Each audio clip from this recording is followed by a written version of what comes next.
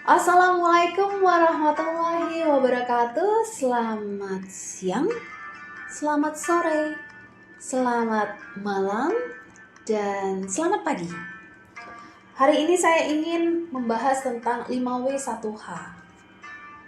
Konsep ini merupakan konsep yang umum, sudah banyak diketahui oleh orang-orang, namun saya berkewajiban menyampaikan materi ini kepada mahasiswa. Konsep menulis 5W1H merupakan suatu konsep pendekatan jurnalistik yang menekankan pada 6 pertanyaan dasar. Who, what, when, where, why, dan how. Siapa, apa, kapan, di mana, mengapa, dan bagaimana. Konsep ini digunakan untuk memastikan bahwa suatu laporan dapat memberikan informasi yang lengkap, jelas, terperinci, dan sistematis.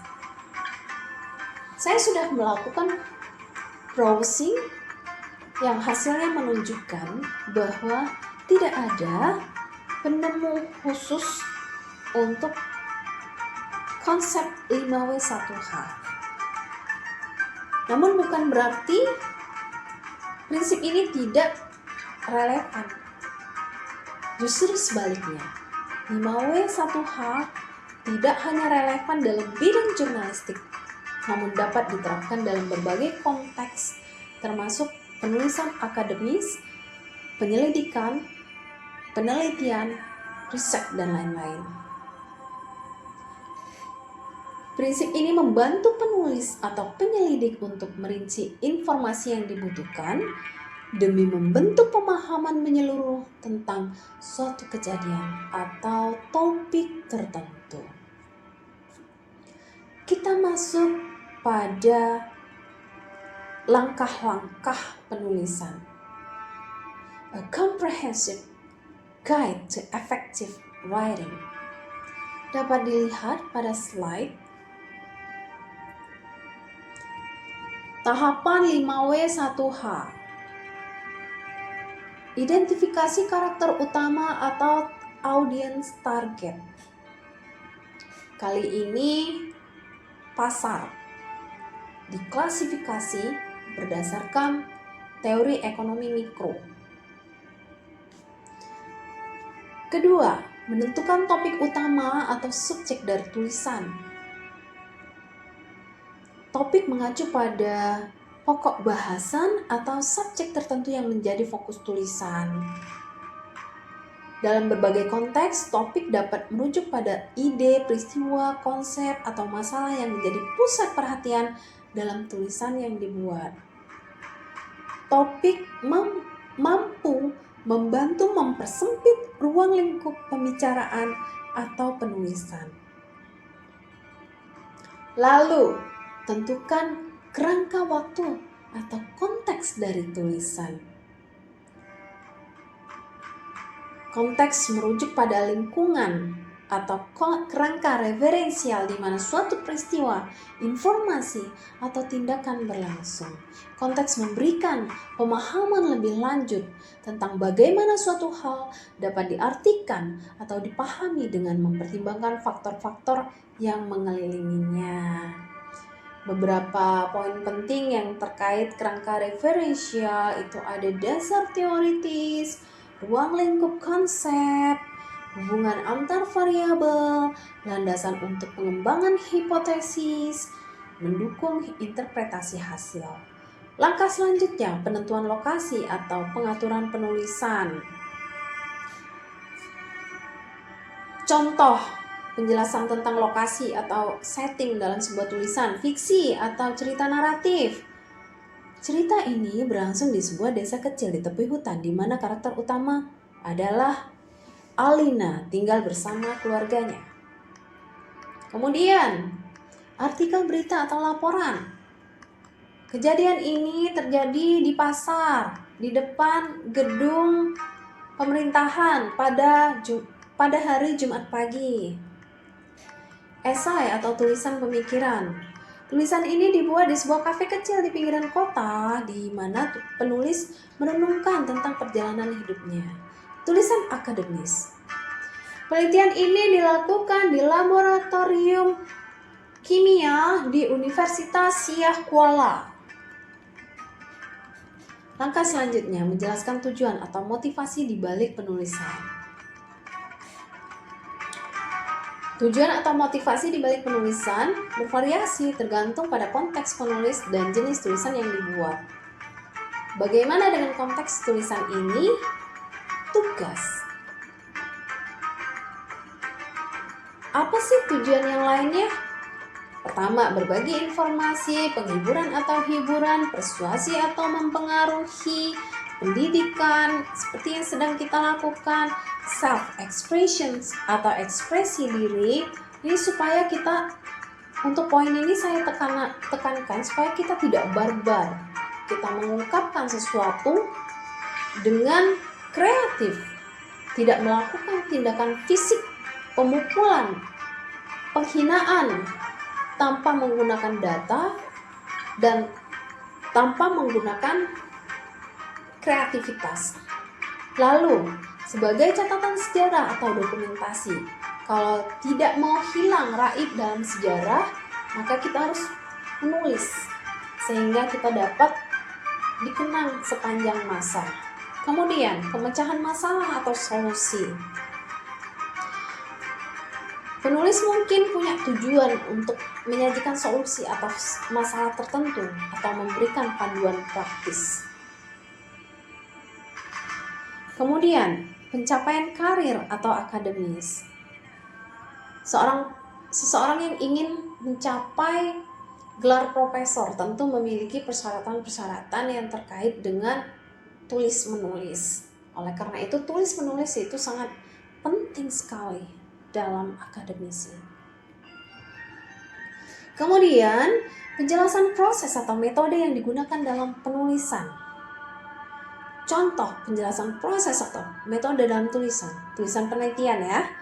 Pengumpulan data. Pertama, data dikumpulkan melalui survei, daring, dan wawancara langsung dengan responden. Kemudian, analisis statistik.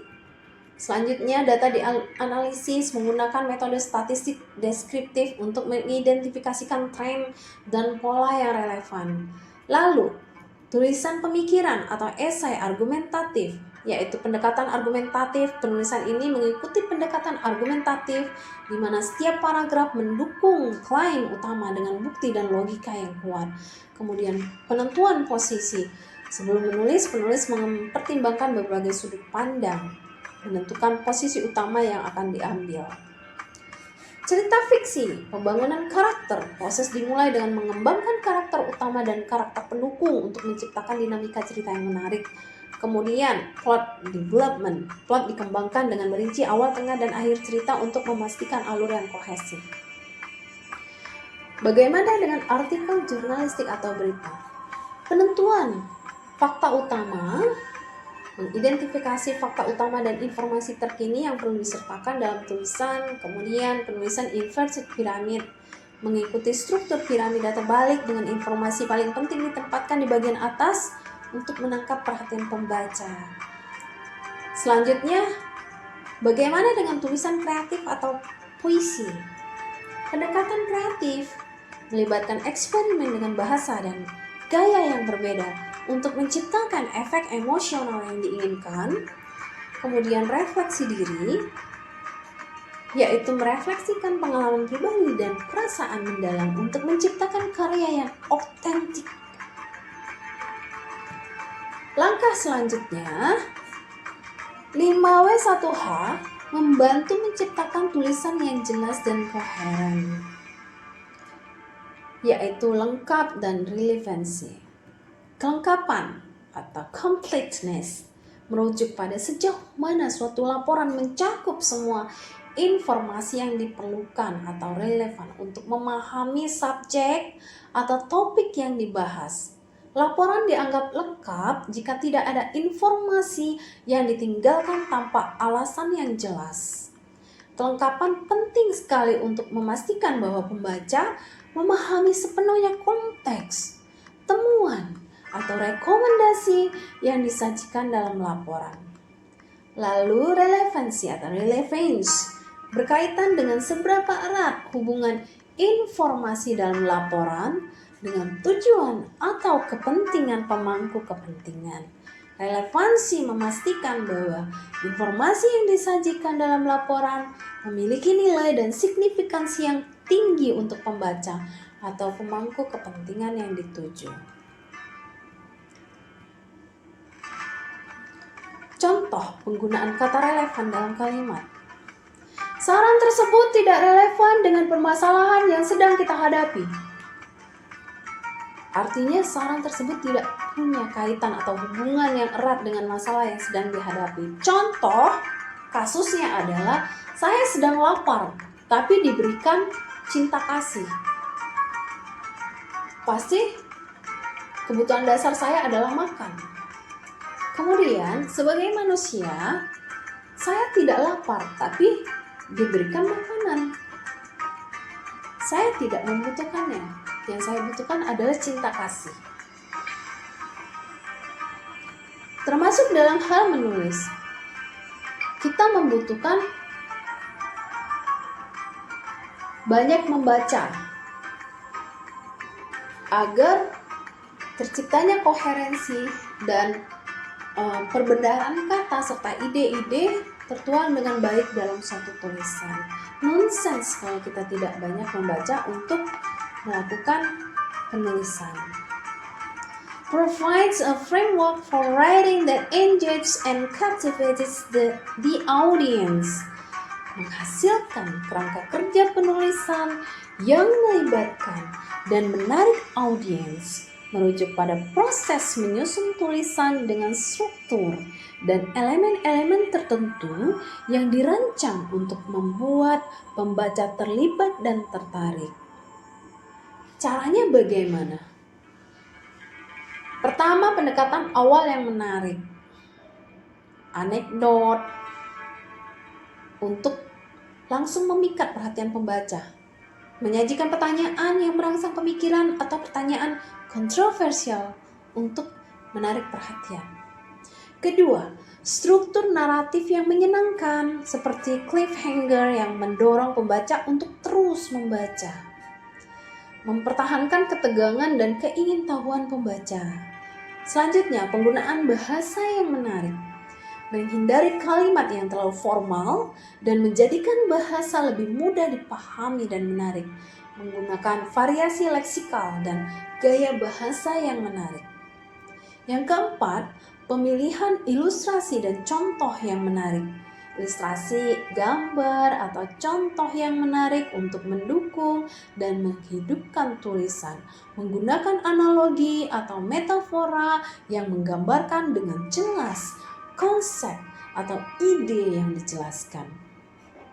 Selanjutnya, interaksi dengan pembaca, menciptakan keikutsertaan dengan mengajukan pertanyaan, mengajak pembaca berpikir, menyediakan peluang bagi pembaca untuk merespons atau berpartisipasi, misalnya dalam konten.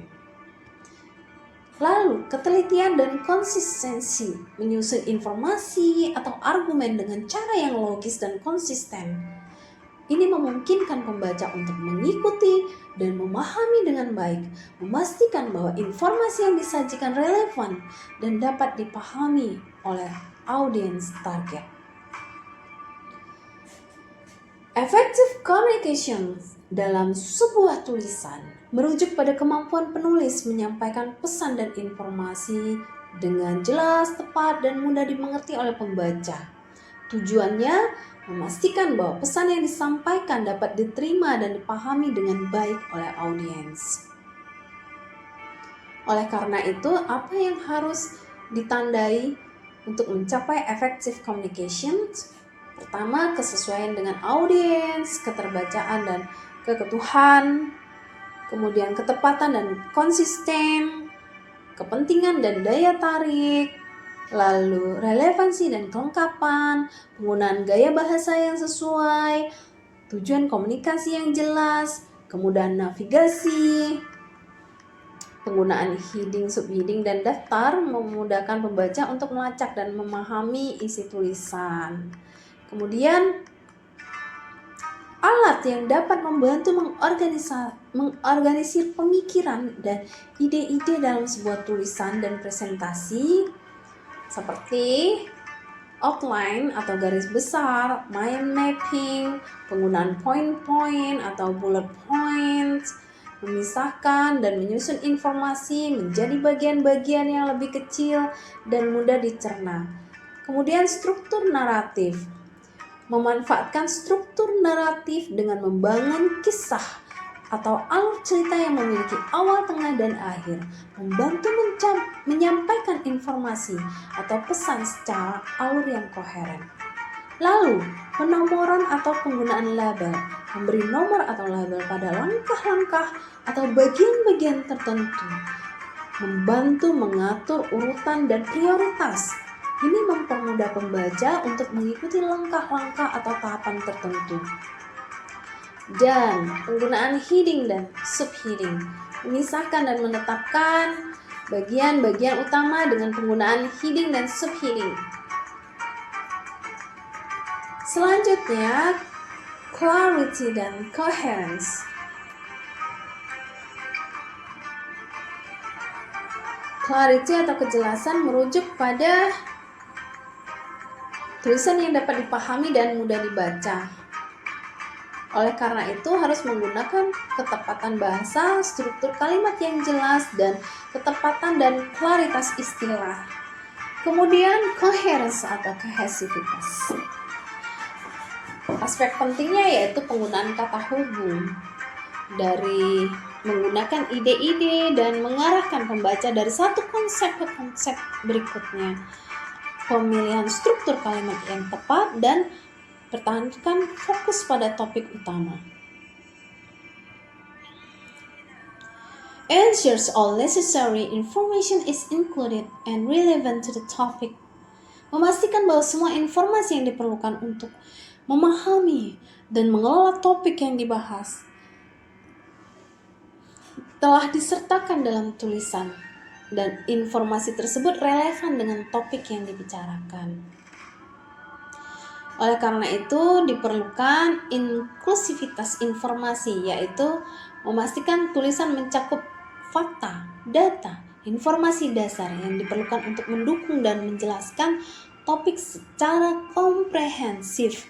Tidak ada informasi yang diabaikan atau ditinggalkan tanpa alasan yang jelas. Kemudian, kesesuaian dan relevansi.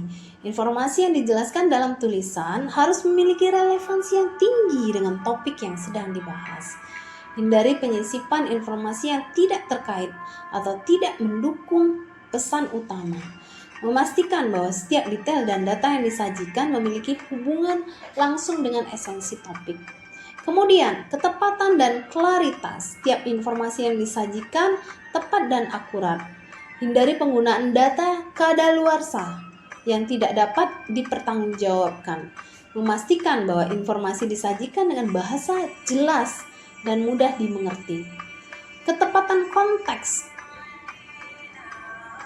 Informasi yang disertakan harus ditempatkan dalam konteks yang sesuai, sehingga pembaca dapat memahami bagaimana setiap detail terkait dengan keseluruhan topik.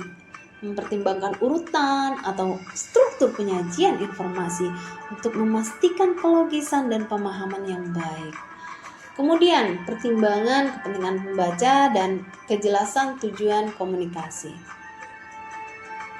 Bagaimana dengan engaging and captivating dalam sebuah tulisan? Ini merujuk pada kemampuan tulisan untuk menarik perhatian pembaca dan membuat mereka terlibat secara aktif dalam membaca. Tujuannya menciptakan pengalaman membaca yang menarik, menantang, atau menghibur sehingga pembaca merasa terhubung dengan isi tulisan. Oleh karena itu, dalam sebuah tulisan engaging and captivating itu sebaiknya punya kalimat pembuka yang menarik, gaya bahasa kreatif, struktur naratif yang menarik, pertanyaan yang merangsang pikiran, keterlibatan emosional, penggunaan ilustrasi dan contoh yang menarik, gaya bahasa variatif, dan relevansi dengan kehidupan pembaca. Lalu, translate enables effective communication of ideas and message, mengandung pada kemampuan suatu tulisan untuk mengkonversi atau menerjemahkan ide dan pesan dengan cara yang memungkinkan komunikasi yang efektif. Dalam konteks ini, translate tidak hanya merujuk pada proses penerjemahan antar bahasa, tapi lebih pada kemampuan penulis untuk menyampaikan konsep atau pesan dengan cara yang dapat dipahami dengan baik oleh pembaca. Elemen yang terkait dengan kemampuan ini jelas dan tepat, memastikan ide dan pesan yang disampaikan dengan bahasa yang jelas dan tepat, menghindari istilah ambigu atau kata-kata yang dapat menimbulkan kebingungan. Kemudian penyesuaian dengan target audiens, ketepatan dan struktur kalimat, penggunaan ilustrasi dan contoh, bahasa yang dapat dipahami, kohesivitas dan konsistensi, serta relevansi dengan konteks. Selanjutnya, improved organization. Dalam suatu tulisan merujuk pada peningkatan cara informasi disusun dan disajikan. Organisasi yang baik mencakup penyusunan struktur tulisan, pengaturan ide, dan penggunaan elemen-elemen tertentu untuk membuat tulisan lebih kohesif dan mudah dipahami oleh pembaca. Oleh karena itu, dalam improved organization, dalam tulisan terdapat struktur yang jelas, menyusun tulisan dengan struktur yang mudah diikuti, garis besar dan kerangka tulisan untuk merencanakan urutan dan penempatan ide-ide utama dan pendukung, penggunaan kata penghubung dan frasa transisi, pertimbangan urutan kronologis atau tematik, penggunaan ilustrasi dan contoh. Pentingnya poin-poin utama ini biasanya ditempatkan di awal atau akhir paragraf atau dibuat subheading. Konsistensi gaya bahasa dan format ini menciptakan kesan yang lebih profesional dan mudah dipahami. Kemudian pertimbangan kepentingan pembaca. Lebih jauh, selain 5W1H, masih ada jenis tulisan yang lainnya, seperti inverted pyramid, feature pyramid, SWOT analysis, problem solution, chronological order, compare and contrast, cause and effect, descriptive writing. Namun pada kesempatan kali ini saya hanya menyajikan 5W1H sesuai dengan tugas yang diberikan. Catatan, mohon diperhatikan dengan sebaik-baiknya. Setiap orang memiliki keunikan masing-masing, termasuk dalam hal penulisan. Menulis merupakan proses terus-menerus sehingga dapat menemukan ciri khas tersendiri. Patokan formal akan sangat bermanfaat dan berguna. Namun apabila terdapat hal yang dapat dicatat di suatu lokasi, silakan dicatat walaupun akhirnya itu akan dihapus atau disimpan. Saya peringatkan, apabila di lokasi pengambilan data, kalian merasakan ada sebuah emosi saat mendengar bunyi alunan musik misalnya, apakah itu emosi berupa kesedihan, kegembiraan, atau emosi yang terasa mengikat, maka buatlah di catatan. Kalian sedang mendengar judul lagu tersebut apa?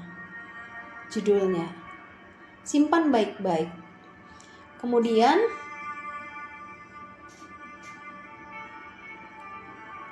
kalian dapat menggunakan musik tersebut pada saat finishing tulisan. Apabila memungkinkan, dapat didengarkan berkali-kali. Ini merupakan tawaran atau ide saya untuk kalian. Untuk memenuhi ungkapan bahwa setiap jiwa ibaratnya memiliki suatu warna tersendiri. Boleh jadi warna tersebut memiliki kemiripan dengan yang lainnya, namun tidak juga sama persis. Karena setiap pembelajar memiliki kekhasannya masing-masing. Selamat mengerjakan tugas, semoga bermanfaat.